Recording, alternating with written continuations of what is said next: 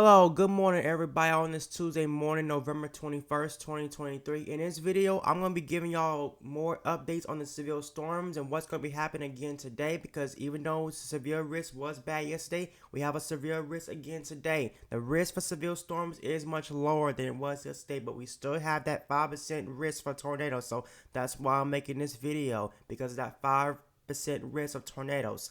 So before I get into this, if you like these videos I be doing on my channel, please hit that like button, subscribe, and hit the bell notification so you don't miss another video. So let's get right into it. So right now, this low pressure that's spinning, this upper level low that's spinning up towards the Ohio Valley is making its way through, and along with that, bringing some very strong, heavy rain, possibly some flood for parts of Georgia and the upper state of South Carolina. You get in a lot of moisture and a lot of rain. So if you're waking up tomorrow for parts of the East Coast US, you're probably working with some very cool temperatures and probably some very wet conditions, but temperatures will warm back up as the system moves through, because the system is going to bring all this warm Gulf moisture out of the Gulf. It's going to bring all this warm temperatures out of the Gulf, and it's going to warm things up. So temperatures, I think, for the Carolinas and Georgia supposed to get up in the low 70s, so things will warm back up. But also, we're dealing with a big storm back toward the Pacific Northwest that's moving its way through, but I'm not talking about that because that's not the main topic of this video. So now, let's get right into it. So now, let's get right into the storm prediction center, because we still got the risk of severe storms again today. The chance is low, but the chance is there. So if you did not cite any risk for severe storms, if you live in parts of South Alabama, a little bit of western Georgia, and the panhandle, tip of panhandle, Florida, Pensacola, Palmer City, that includes you.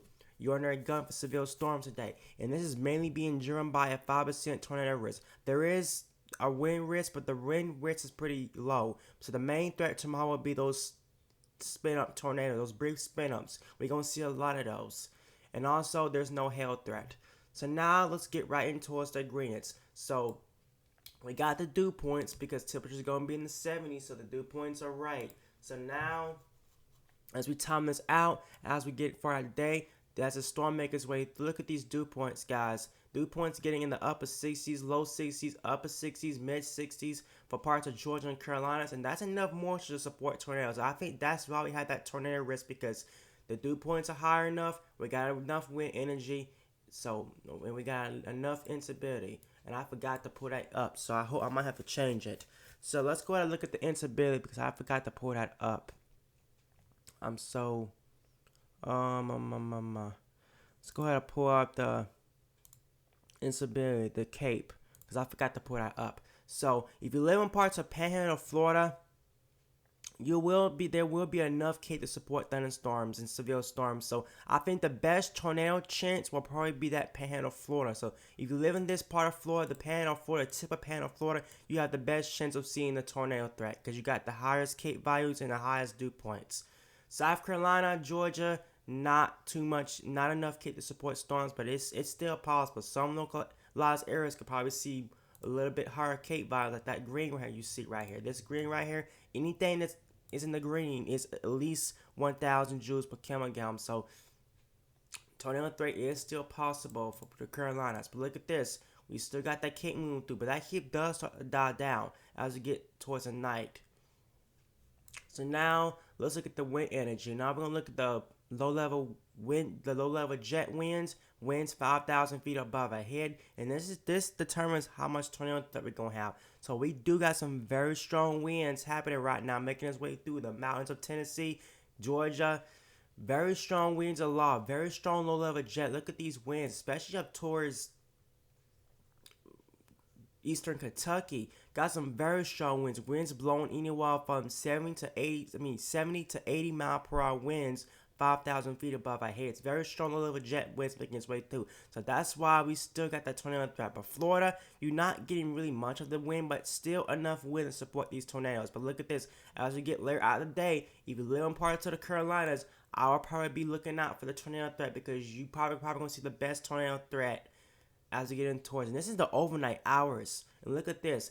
Very strong mid-level, not mid-level, very strong low-level jet winds making its way through the Carolinas. So these winds will be pretty strong. So we might have to watch the potential for tornado threats. So that's why the Carolinas and North Carolina, Georgia, just because the tornado threat is very low, do not let your guards down. Tornadoes is possible. When the Storm Prediction Center issue a 2% tornado risk, the tornado risk is there. It's just not going to be a widespread tornado risk. Because the higher the percentage, the higher the widespread it is. So just because the chance of tornadoes is only 2% doesn't mean you're probably not going to see no tornadoes. Probably just more like spin ups and really no tornadoes.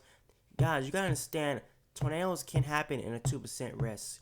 So, please be aware for that. We can still see some tornadoes. And look at these winds towards the East Coast, U.S. Very strong. Even though you're not expecting some severe storms, you still gonna have some very strong winds.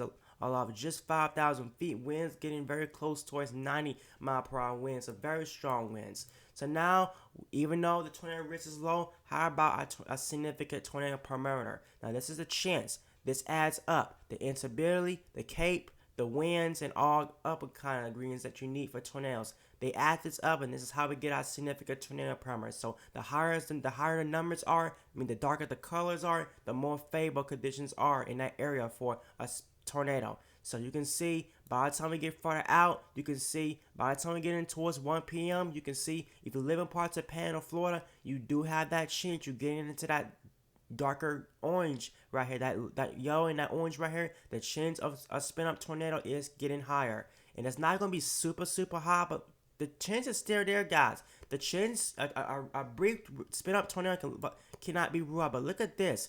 If you live in parts of the Carolinas, the South State of South Carolina, the Panhandle, Florida, look at that. You see that little pocket of red right here? You can probably barely see, but that's getting high. That's already 4. That's already high. So, if you live in Panhandle, Florida, you got the best chance of seeing tornadoes. If you live in the Carolina, you also have a good chance of seeing tornadoes. So this is why we have that 2% tornado risk, because of this. The tornado perimeter is picking up. But look at this. We don't have a whole lot, guys, but we still have some. Look at this. We still got some. The chance of tornadoes are there. Like, you still got some. It's not super high, but you still got some. So we have to watch a threat for tornadoes today. So now we're going to look at our updraft heuristic tracks. And these are based on rotating tracks. These are based on rotating storms. Now, just because you see a track doesn't mean you're always going to see a tornado. See, yesterday, we had a lot of significant tracks on this, and we barely even had a couple tornadoes. So just because you see a very high track doesn't mean you're always going to see a tornado. It's just the chance of rotations. So by the time we get further out, we can see these tracks. Look at this. The tracks are very, very significant lower, but still there. Parts of Georgia, parts of upper state of South Carolina, you still got some tracks. So Panhandle, Florida, you probably seen just a little bit, but not as much. So now it's time this radar out. What the radar is going to look like as these storms make its way through. So if you're waking up for parts of the Carolinas, it's probably wet right now. Parts of Georgia, Alabama, it's wet right now. But as we get farther today, by the time we get in towards lunchtime hours, look at this. Not really much happened, guys. But it's not really until we get in towards the afternoon to evens and overnight hours is when things start picking up. Look at these. You see these little sails right here, these little isolated storms right here. Those are the tornado producing storms. Those are storms you have to watch for tornadoes to spin up. But look at this. By the time we get further out, look at this. Look at these little popcorn sails coming towards Florida and move them towards Georgia. These storms right here are the ones that are going to be the tornado producer. Not this. This is just nothing but blob of rain. But these storms right here that has these shapes. Look at these shapes of these storms. Like, look at that. I see a supercell shape. Those are the storms are going to be due to tornadoes. And this will make its way all the way towards the Carolinas. So this is why if you live in the Carolinas, you cannot let your guards down for the tornado threat. There's going to be a tornado threat. There is a 2% risk for tornadoes. So please be safe today. Even though you don't look like it's going to be a tornado. But look at this. By the time we get in towards 10 o'clock, look at this, guys. This starts making its way towards South Carolina. Look at this. This is why. Look at this. If I can zoom this in, let me see. Look at that. That cell right here. This is why if you live in parts of the Carolinas, a tornado cannot be ruled out. This is why we got that 2% risk. Look at the shape of that. Look at the shape of that storm right there. Let me zoom in. That's over the Columbia area. Let me see. Let's go to cities let's go to cities and let's go to Columbia, South Carolina, because that's where that cell is. So let's find Columbia, South Carolina. Okay, Columbia. So by the time we get farther out, oops. Oh my God. The model just updated. That's why. So by the time we get in towards Columbia, South Carolina, look at this. You see this? This storm right here that's making its way towards Carolina. Look at that. That's something you look for a tornado. The feature radar is showing that right towards the low state of South Carolina, you have a potential of seeing a tornado. So this is why a tornado. This is why we got that tornado risk. So now let's get right into our stuff. Let's go back to the regions. Now I do want to show you the rainfall outlook on both models because we are going to see some heavy rain with this storm. But look at this. Now until end of this week, we can see lots of rain, guys. Look at this. Now until Friday, not a whole lot of rain, but if you live in the upper state of South Carolina, North Carolina, you're going to see some heavy rain. Prior to South Carolina, you're still going to see some heavy rain too. Now this is the only European model. The GFS model showing a little bit more rain. A little bit more rain for parts of central South Carolina. A little bit more rain for North Carolina, upper state of South Carolina. Not as much rain for the low state of South Carolina, but you're still going to see rain. So the system will be bringing some heavy rain as it makes its way through. So this is going to be it for this video, guys. I hope you like it. Please hit that like button and subscribe. That would really help out my channel. And I'll see you on my next video. Peace.